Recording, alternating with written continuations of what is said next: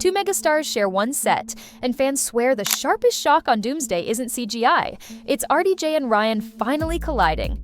Robert Downey Jr. walks back into Marvel with heavy leverage and a strict idea of tone. He wants the villain to land with slow pressure and clean beats. Ryan Reynolds rides in late on the wave of his last hit and brings speed, play, and risk. Fandom whispers say the room felt the clash the moment those styles met. Notes got sharper. Days stretched. Scenes were tuned for weight, then tuned again for momentum. Some claim a line in jest crossed a boundary and the air turned cold. Others insist key moments were staged apart and stitched together later, so each star could lead on his own track. The story keeps gathering steam because the pattern looks familiar. Money on one side, voltage on the other, and a franchise that needs both yet hates compromise. If this rumor map is right, the film will show it in the edit long before anyone says a word, e.t. The story the fandom loves starts with a paycheck. When a studio pays a fortune to bring someone back, that person walks in with authority. In the rumor version, Robert Downey Jr. does not just return, he returns as the metronome. He asks for scenes that land with real weight. He asks for pickups when the rhythm feels off. He wants the big villain to feel precise and alive, not rushed or patched together. Fans call this a controlled burn. Fewer takes, clear choices, no wasted motion. If a seam shows, you pull the thread and shoot it again until the fabric lies flat. Money matters because fans read money as power. If the studio bets the house, your notes carry the room. What used to be a suggestion becomes the plan.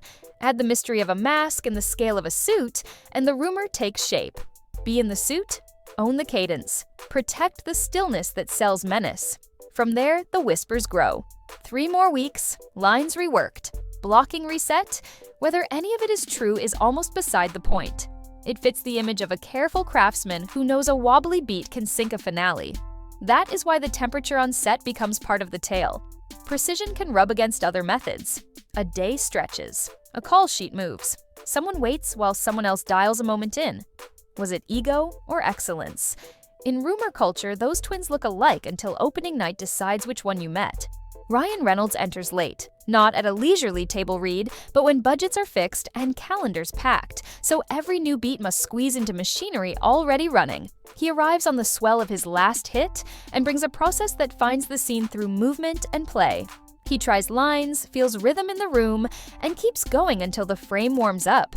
That approach excites crews who love discovery and alarms schedulers who live by locked pages and clean change orders, while cameras chase energy and assistant directors chase daylight. When that energy brushes against Robert Downey Jr.'s measured cadence, the room shifts. One star asking the moment to settle while the other asks it to breathe. And neither is wrong. Rumor says the first chill came on a day that started easy, when a line tossed in jest drifted across a private boundary and the reply landed with quiet weight that slowed every conversation. No scene blew up, yet time stretched. Pages moved quietly. Second unit caught pickups that kept options open. A double stood on a mark while voices were captured clean for later stitching. The solution was the one big movies always use under pressure: widen coverage, collect choices, and build the sequence from parallel tracks so each style survives intact. Late editions can revive a film, and they can complicate it. And this story claims they did both, while the calendar learned new math and the edit bay filled with doors to try. The performance styles meet in the middle of the frame, and the frame tightens. Robert Downey Jr. builds power by removing air from a moment until the pause feels like a hand on the audience's chest. Ryan Reynolds builds power by flooding a moment with breath and movement until the scene finds its own spark. Fans describe one style as a controlled burn that moves on purpose, and the other as a live current that tests 10 paths before choosing one. When those methods share a mark, the camera sees 2 tempos asking for the same beat, and everyone waits to learn which pulse the cut will honor. The rumor book says the conflict is not temper, but tempo. One side wants the villain to arrive like a storm front that you hear before you see, with lines that sit low and land once. The other side wants the hero energy that keeps pressure off the valves, with riffs that search for the sound only the crowd can confirm.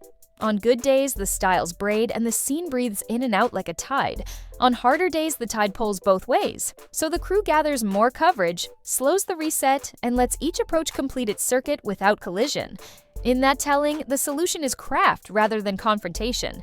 The shots that need hush lean toward stillness and weight. The shots that need lift lean toward motion and play. The movie becomes a relay instead of a tug of war, and the handoff is where the myth says the room goes quiet because the smallest step can decide whose tempo owns the moment. When a set starts humming with uneasy energy, the studio shifts into containment. Not denials, not confirmations, just a steady plan that moves eyes where it wants them. The calendar becomes a message. Teasers arrive that favor scope over chemistry, music swells, cities fall, villains loom, and the cut avoids the shot everyone expects.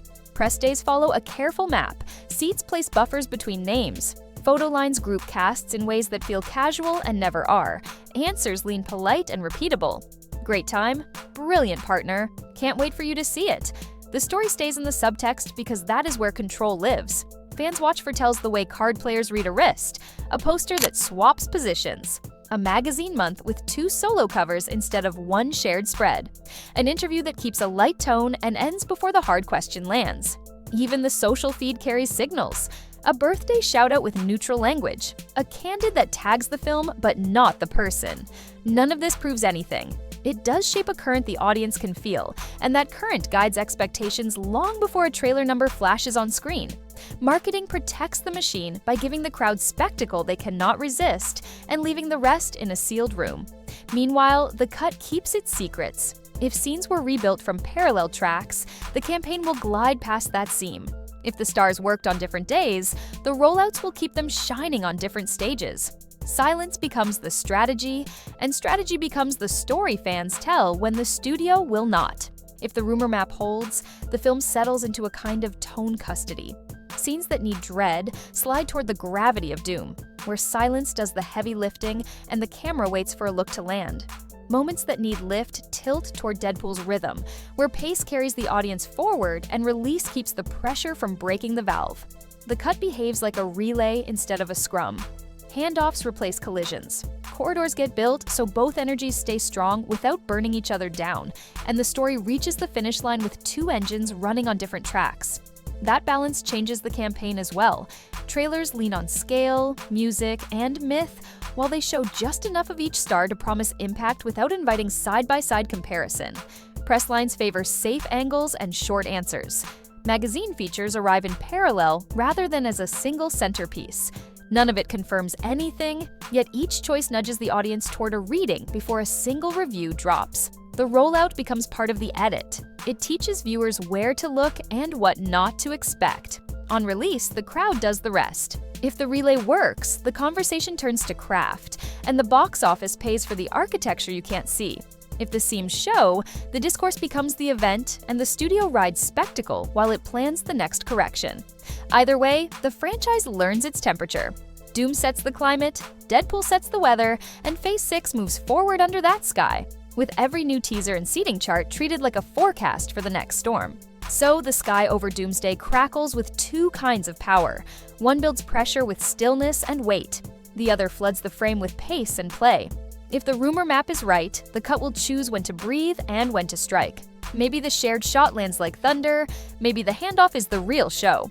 Either way, the audience will read the air before the credits roll. Your turn.